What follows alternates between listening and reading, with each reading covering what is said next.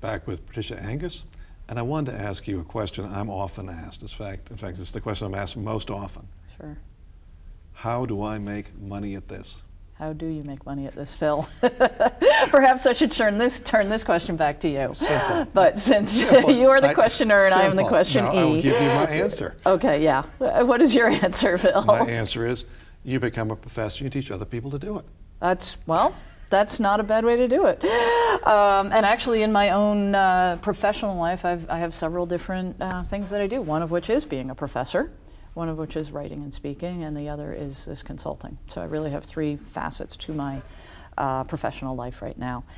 How do you get paid? I think it's really difficult right now because the field is growing fast.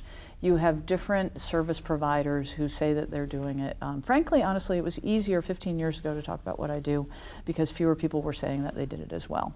And right now I'd say that the field is flooded with people who are talking about it.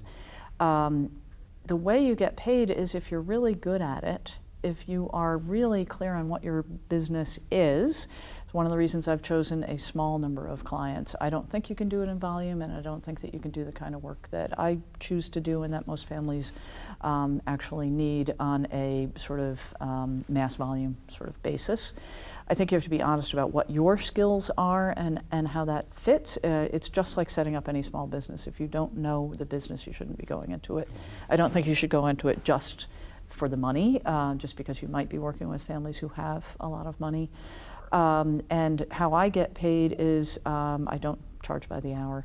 I think that distills down what you're doing to something that's not equated to the value given. So I really do a project or retainer, sort of longer term fee basis like that. I do think that the value pricing is the way that I like to think about it. What value am I going to deliver? I have to explain to the client in advance what I'm going to be working on with them and what might come out of it.